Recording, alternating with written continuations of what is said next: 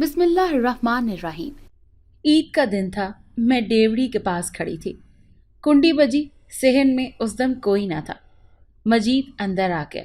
وہ ہمارے گھر کے بزرگوں سے عید ملنے آیا تھا۔ عید مبارک کہتے اس نے مجھے اس انداز سے چھوا کہ غصے سے میں لال ہو گئی۔ وہ میرا سرخ چہرہ بھانپ کر جلدی سے آگے بڑھ گیا۔ کچھ دن غصہ برقرار رہا، پھر دل و ذہن میں ایک انجانی کسک جاگی۔ یہ کسک بڑھتے بڑھتے گھاؤ ہوتی گئی۔ تبھی بارشوں کا موسم آ گیا۔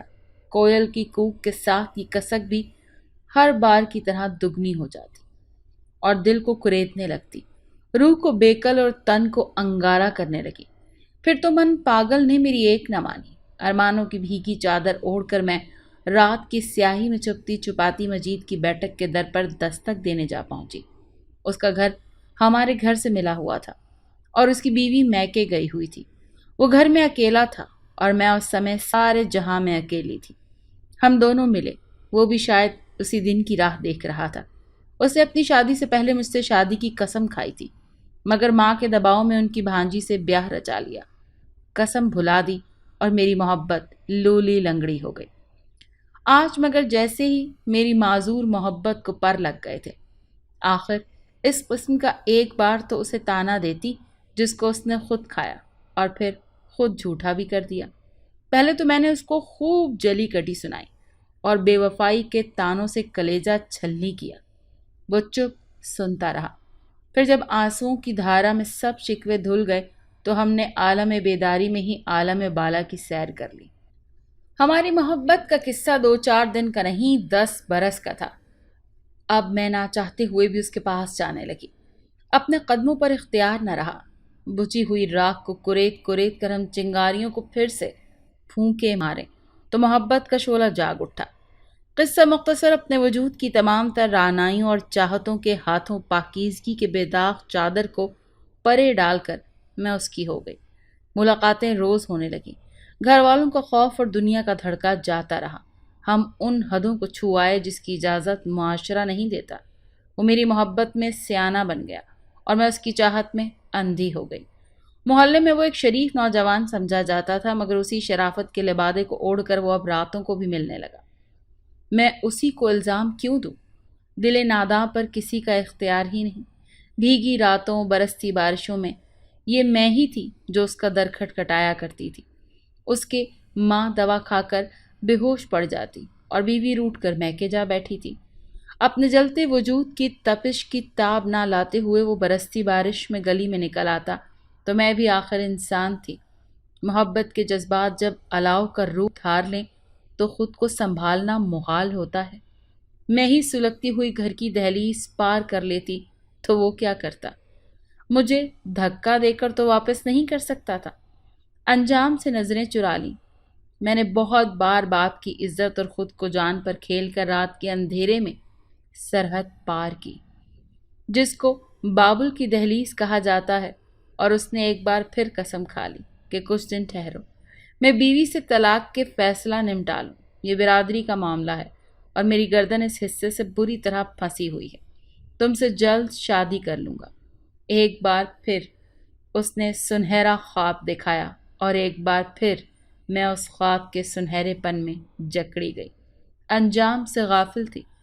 انجام ہم سے غافل نہ تھا۔ جب اس نے آنکھیں دکھائیں میں تھر تھر کانپنے لگی۔ مجید سے منت کی، اس آنے والی گھٹنا سے نجات نہ ملی تو مر جاؤں گی۔ کیا ماں باپ کو منہ دکھاؤں گی میں؟ اس نے کہا، ڈرو نہیں، میں نے قسم کھائی ہے، اعتبار کرو، مامتا کا دل نہ کچلو۔ میں تم سے شادی کرنے پر تیار ہوں، تو پھر کیوں خون ناحق اپنے سر لیتی ہو؟ راز آشکار ہوتا ہے تو ہونے دو۔ ہر طرح کے حالات کا میں ذمہ دار ہوں۔ اس کہانی میں میرا نام آنے دو۔ تمہارے گھر والوں کو مجھ سے ہی شادی کرنی پڑے گی۔ نہیں کریں گے تو کیا کریں گے؟ وہ تعلیم یافتہ ہیں، ان کو تمہاری جان اور اپنی آن پیاری نہیں؟ اب یہ کام تو تم ہی کو کرنا ہے۔ اپنی ماں کو اعتماد میں لو، ورنہ میں تمہارے باپ کا در کھٹکھٹا کر یہ نہیں کہنے والا کہ جلدی سے لبنہ کی شادی مجھ سے کر دو، ورنہ تمہارے ناموس کا تاج محل تمہارے سر پر گرنے والا ہے۔ اف، کیسی مشکل میں ڈال دیا تھا مجید نے مجھے۔ دل تو میرا بھی یہی چاہا تھا کہ خود کو حالات کے حوالے کر دوں، تقدیر کے ہاتھوں میں دکھوں کا مگر بہت بھاری خنجر ہی تھا، اور میں دکھوں کے خنجر کو دل میں اتار کر بھی محبت کی مالا گلے میں ڈالنا چاہتی تھی، اپنے دامن میں چاہت کا پھول ڈال کر دل کی تال پر رقص کنا آرزوؤں کی پینگوں میں جھولنا چاہتی تھی۔ ہمت کر کے ماں کو راز بتا دیا، وہ کلیجہ تھام کر رہ گئی۔ اب وہ موڑ آ چکا تھا کہ تدبیر سے بھی تقدیر کی سیاہی نہ دھل سکتی تھی۔ والد کو ہمراز کرنے کا حوصلہ ماں میں نہ تھا، اور خاندان کے ماتھے پر میرا یہ راز کلنک کا ٹیکا بن کر لگنے والا تھا۔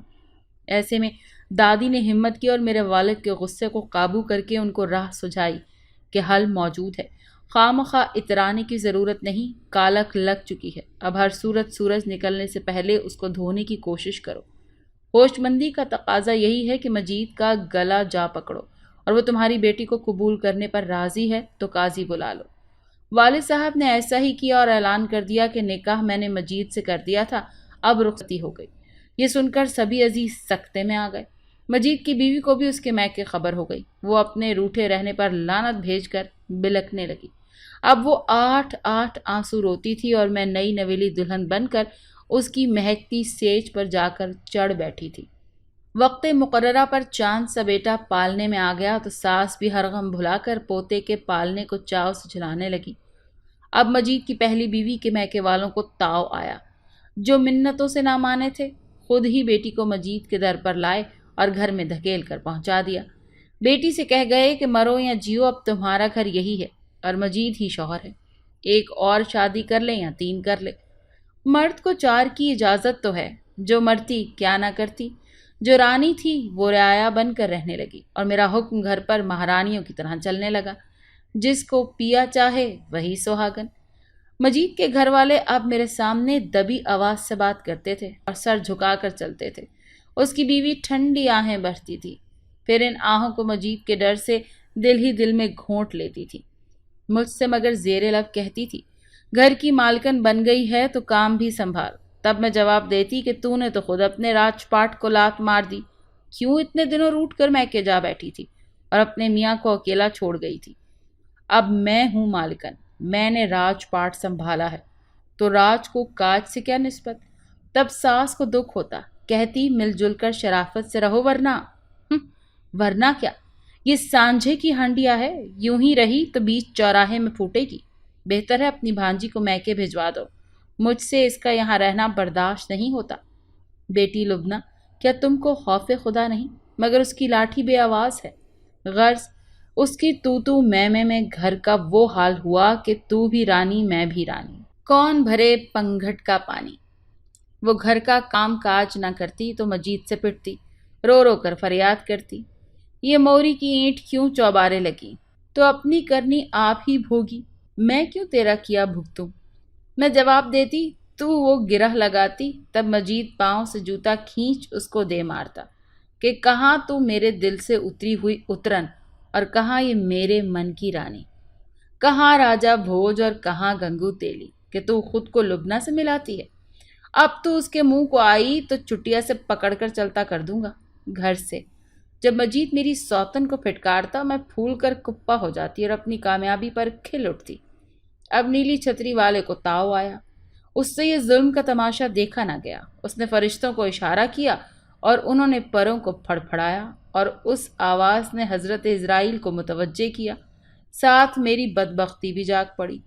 مجید لاہور جا رہے تھے، سکھر کے پاس ریل کے حادثے میں فوت ہو گئے۔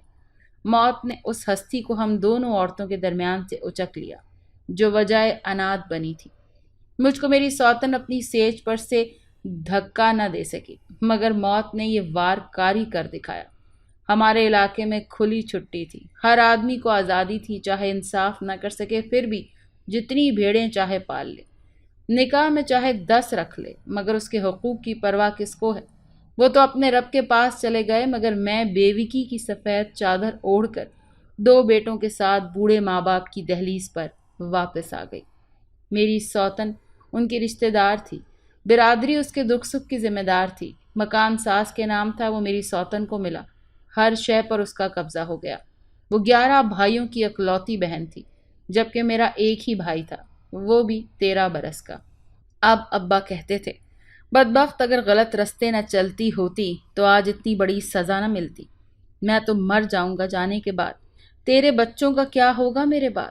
اور میں دل ہی دل میں چپ کے کہتی تھی کہ آپ کو سزا ملی کہ سیدھے سبھاؤ مجید کو رشتہ نہ دیا، اور مجھ سے غلطی ہو گئی، لیکن مجھ کو سزا سوتن سے برا برتاؤ کرنے کے کارن ہو گئی۔ میں نے اس کا دل جلایا، غرور کیا، اللہ نے اس غرور کی ایسی سزا دی کہ نہ شوہر رہا اور نہ غرور رہا، گھر سے بھی نکلنا پڑ گیا۔ اگر آپ کو آج کا واقعہ پسند آیا ہے تو لائک کیجیے، شیئر کیجیے اور سبسکرائب کرنا نہ بھولیے گا۔ ساتھ لگے بیل آئیکن کو بھی پریس کر دیں۔ اللہ حافظ۔